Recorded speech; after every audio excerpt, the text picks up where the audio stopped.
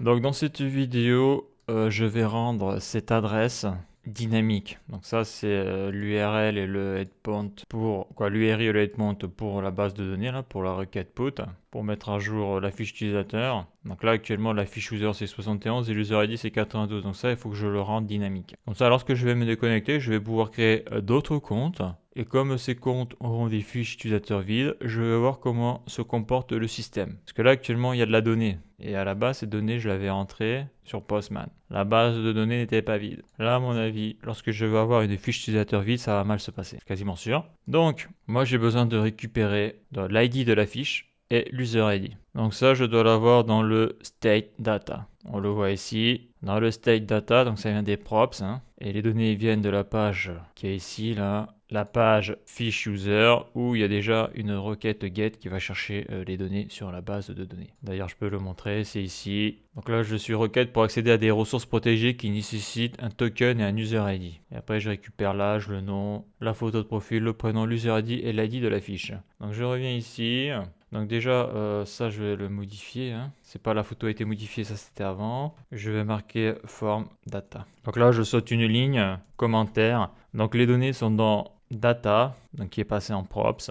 Et je marque pas props.data parce que j'utilise ici la destructuring syntaxe, comme on peut le voir là. Donc data, et j'ai besoin de l'ID de la fiche. Donc ID fiche. Donc ça c'est l'écriture. Et après j'ai besoin de l'user ID. Et l'user ID est dans data.userid. Data.userid.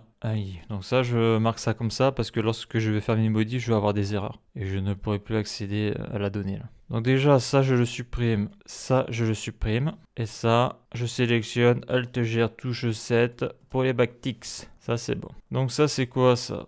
Ça c'est l'ID de la fiche. Donc $, les accolades, ouvrante et fermante. Et je vais faire la même chose ici. Je supprime le nombre, $, les accolades, ouvrantes et fermantes. Là ça s'est fait automatiquement. Donc là on voit qu'il y a une erreur. Donc ici tu peux mettre nul pour supprimer l'erreur. En attendant, ça marche aussi, là il n'y a plus d'erreur. Donc moi ce que je vais mettre là, donc c'est data.idfiche, CTRL-C, CTRL-V. Et ici là, CTRL-C, CTRL-V pour l'user ID. Je me suis pas planté, c'est bon. Donc là si je force une actualisation, on voit que ça marche toujours. Là je vais marquer 40. Là je vais marquer automatique. Je fais envoyer, ouais on voit que ça marche. Je peux changer la photo, ça marche toujours. Je mets le logo, ouvrir, la photo et là, envoyer, ok, tout fonctionne, super. Donc là, je vais me déconnecter et je vais me connecter sur test. Donc je suis déconnecté, on voit que l'interface a bien changé, test@.com. Le mot de passe, 75 se connecter. Donc je vais modifier ça. Là, je suis sur 12, je vais mettre 1. Je vais mettre Tmet là. La photo, je vais la changer. Je vais prendre JavaScript, envoyer. Voilà, donc ça fonctionne. Si j'actualise, ça marche toujours, hein. Sur le feed, il n'y a rien. Fiche utilisateur, donc là je suis bien sur test. Je me déconnecte. Je vais me remettre sur test 01. Je me connecte.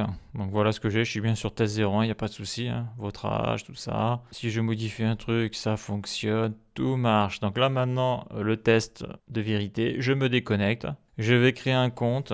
Donc je ne sais pas si j'ai fait quelque chose sur test02, test.com. Donc le mot de passe, on va mettre ça. Créer un compte, super. Donc ça c'est un nouveau compte. Donc l'utilisateur crée un nouveau compte.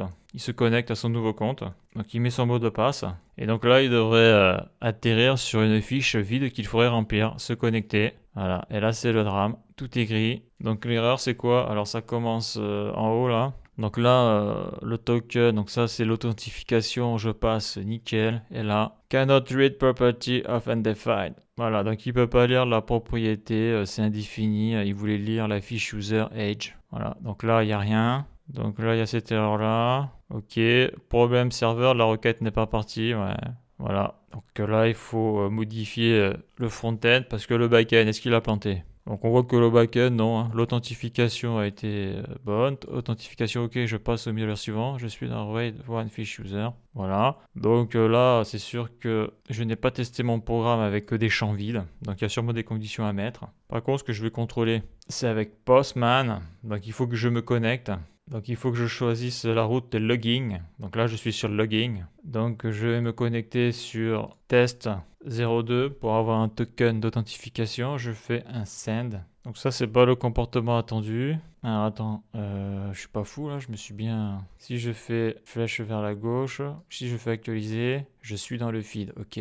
Donc si je clique sur fiche utilisateur, ça plante, j'actualise, alors je reviens en arrière, j'actualise, se déconnecter. Alors je fais test02, test.com, azert75, se connecter, ok, le token il est où là? Donc c'est l'user ID 94. Je fais un send et là ça veut pas. Donc ça c'est ma route sign up. Voyons, je vais faire 02. Donc là le compte a déjà été créé, il devrait me jeter. Alors là, il y a un truc que je comprends pas. Si je fais test 01, qu'est-ce qu'il me dit là? Ok, là il n'y a plus rien qui marche là. Azert.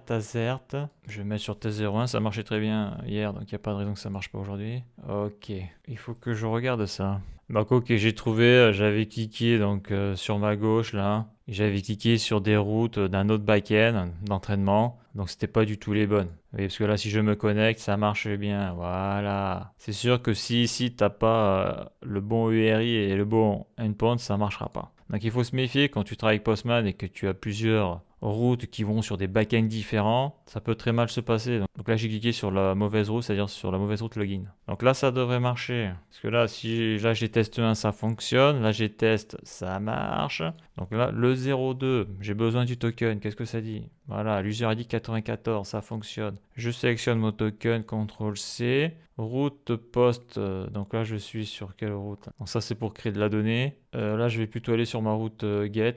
Voilà, là je change le token, parce que là justement moi je veux pas créer de la donnée depuis Postman, mais depuis React. Et là on avait dit que c'était l'user ID 94. Donc je vais ici, user ID 94. Je fais un send. Alors le token n'est pas bon. Je sélectionne le token, CTRL-V, voilà, là il est bon maintenant. Et donc voilà, le résultat c'est un tableau vide. Donc c'est ça qui me pose problème, c'est que le serveur répond bien, mais il envoie des données vides. Et au niveau du front, donc ça doit se passer sûrement ici, là, de la donnée vide, là il comprend pas. Là. Quand il doit appliquer des fonctions ou des méthodes, si tu lui mets rien, ça plante direct. Donc ça c'est typique, hein, le cannot read properties of undefined, c'est un classique. Donc on verra ça dans la prochaine vidéo si j'arrive à résoudre ce problème-là. Et donc dans cette vidéo, j'ai rendu l'URL de la requête dynamique. Donc ça c'est au niveau de la fiche utilisateur. Donc voilà pour cette vidéo, la suite dans le prochain épisode.